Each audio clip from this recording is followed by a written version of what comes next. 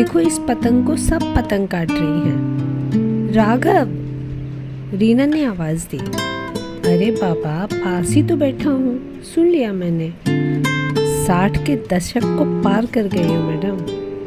तो पास बैठकर अपने दुपट्टे का पल्लू सही करती हुई बोली, जान आप भी तो 62 के हो गए।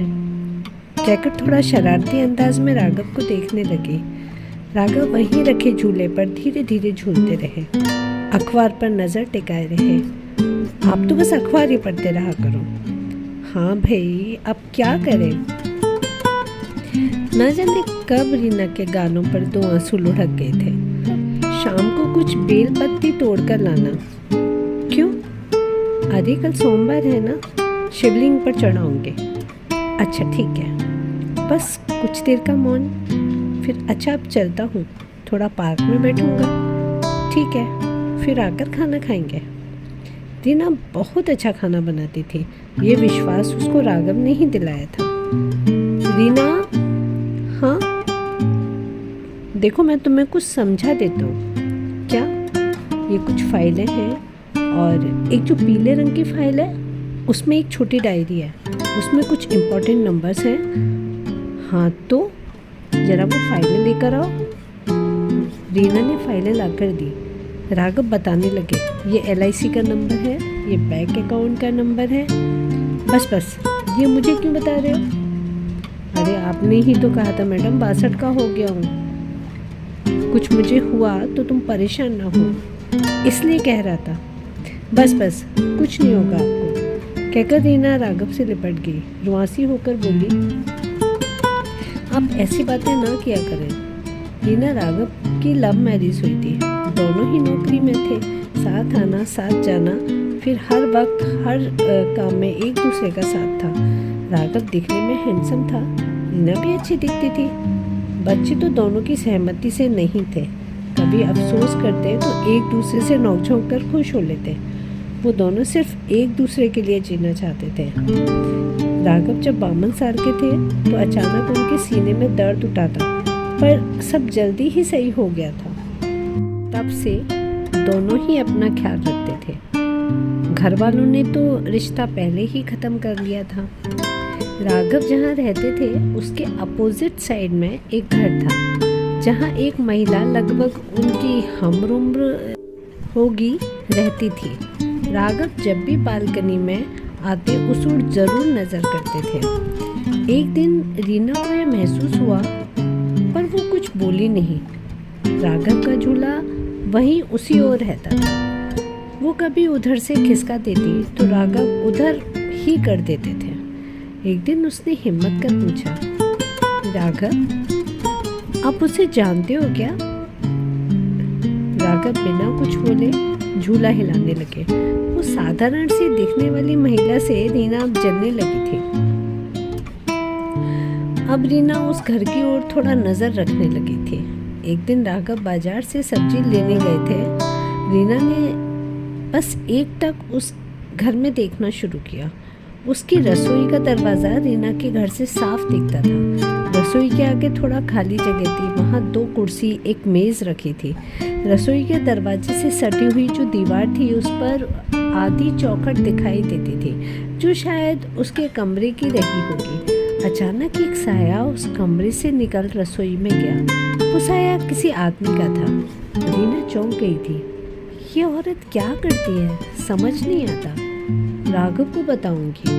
अब वो राघव का इंतजार बेसब्री से करने लगे।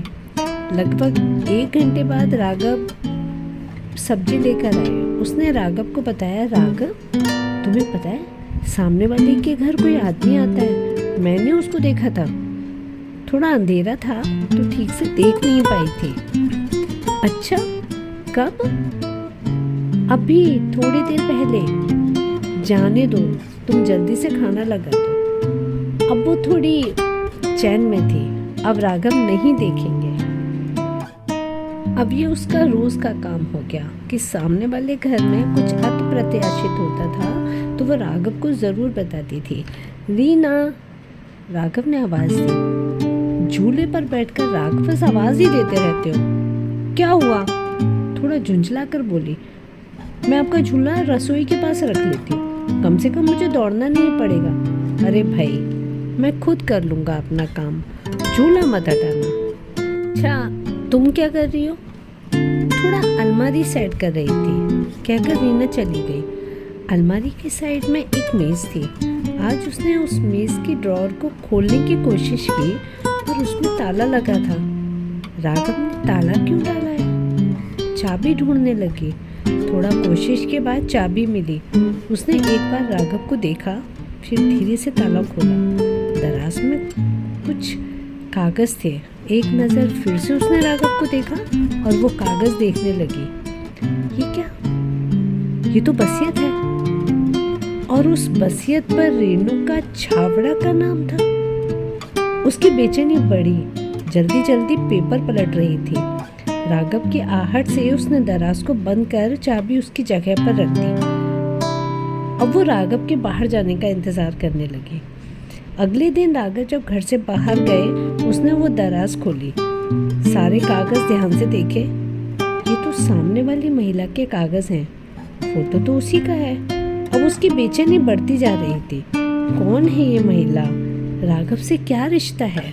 उस दिन से वो ज़्यादा सचेत थी।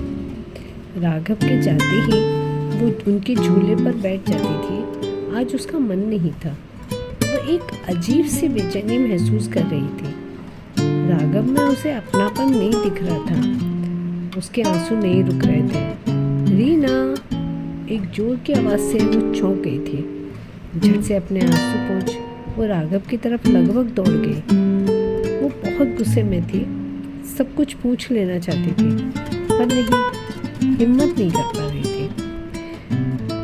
राघव ने मुझसे प्रेम किया है, वो ऐसा कुछ नहीं कर सकते। आश्वस्त हो वो राघव के पास चुप होकर बैठ गई। राघव झूले पर आंख बंद करके लेटे थे। थोड़ी देर बाद रीना ने बोला, राघव चुप थे, बस झूला हिल रहा था। वो उठकर चली गई। थोड़ा समय बिताने के बाद उसने राघव से कहा, राघव शाम होने लगी, अंदर आ जाओ। पर राघव शांत थे। उनके पास जाकर राघव पर राघव अब शांत हो चुके थे। उनके हर क्रिया में वो औरत आई थी। बस रीना को गले लगाकर ढांढस बताती थी। कुछ समय गुजरने के बाद उसने वो दराज से कागज़ निकालकर रेणु का छाबड़ा के घर पहुंच गई। कागजों को उसकी मेज पर पटक दिया। क्या रिश्ता था तुम्हारा उनसे? कुछ देर चुप्पी के बाद वो बोली, राघव को ढूंढने में बहुत समय लगा, पर मिलने पर मैं ही उसके घर के सामने रहने लगी। और वो आदमी जो तुम्हारे घर आता था, वो रघु था भाभी, कहकर रेणुका रोने लगी। फिर उसने बताया कैसे घर से उससे बेदखल कर दिया था। उसके हिस्से की जायदाद पापा ने मेरे नाम कर दी थी, वही उसे लौटाने आई थी। रीना चुपचाप वहाँ से चली आई। कितने वर्ष बीत गए, पर बात तो आज की ही लगती है। फिर दो आंसू उसके मुरझाए गालों पर लुढ़क गए। झूले को प्यार से चूमा रीना ने और वहीं बैठ गई, कभी न उठने के लिए।